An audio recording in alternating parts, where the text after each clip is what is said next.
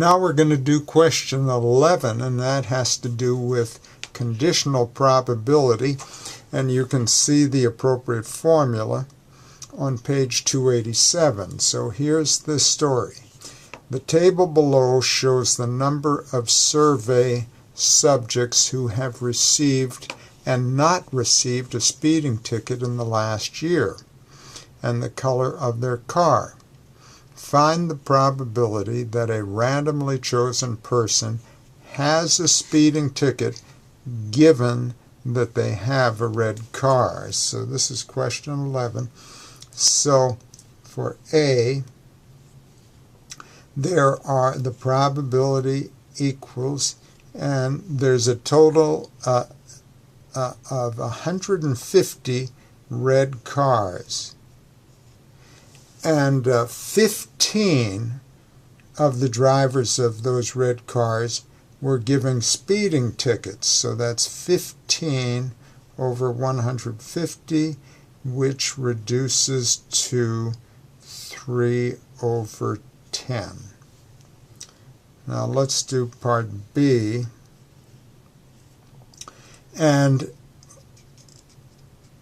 find the probability that a randomly chosen person has a red car given that they have a speeding ticket. Well, 60 people were issued speeding tickets, and of those 60, 15 were driving a red car, and that reduces to 1 over 4. So there's the probability that a person has a red car given that they have a speeding ticket. Now for question 12, a computer password must be 5 characters long. How many passwords are possible if only the 26 letters of the alphabet are allowed? Well,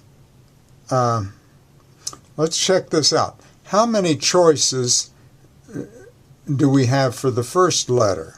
Well, 26. Let's go to the next letter. How many choices for the second letter? 26 again.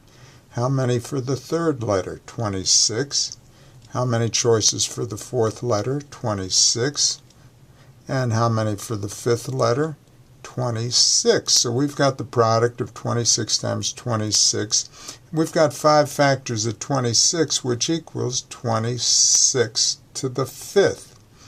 And so that is our how many passwords are possible. Now let's look at number 13. And the question is, a charity benefit is attended by 25 people, and 3 gift certificates are given away as door prizes. 1 gift certificate is in the amount of $100. The second is worth $25, and the third is worth $10. Assuming that no person receives more than 1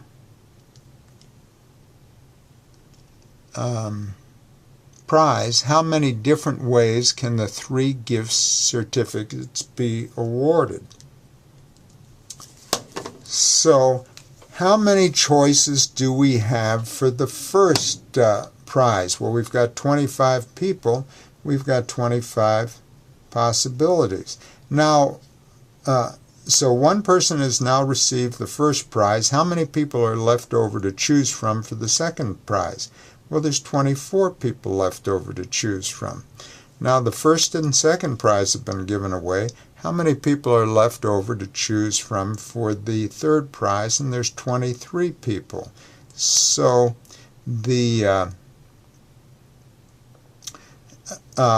there are 25 times 24 times 23 different ways to choose the first, second, and third prize winners out of 25 people, and that product turns out to be 13 15,800 possible ways.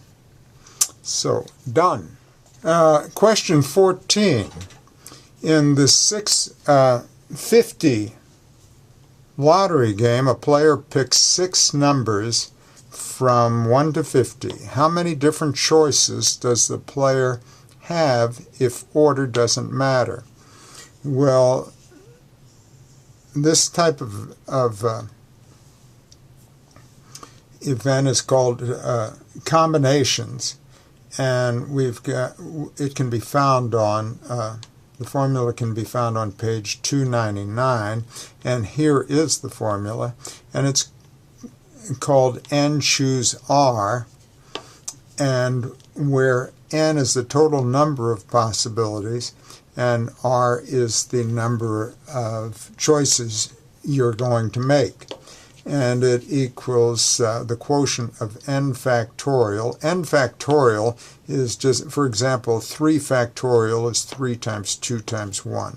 5 factorial is 5 times 4 times 3 times 2 times 1, and so on. So n factorial over n minus r factorial, you find the difference of n and r, and then do the factorial, times r factorial. So this is going to equal, let's see, 50 factorial over 50 minus 6 factorial times, 6 factorial. And this equals, you can find the factorial key on your calculator and compute that, or you can do this. This is 50 times 49 times 48 times 47 times 46 times 45 times 44 factorial. And that 44 factorial accounts for the remainder of the products. And 50 minus 6 is 44 factorial, and here we have times 6 factorial. Well, the 44 factorials divide out, and 6 factorial is the same as 6 times 5 times 4 times 2 times, times 3 times 2 times 1.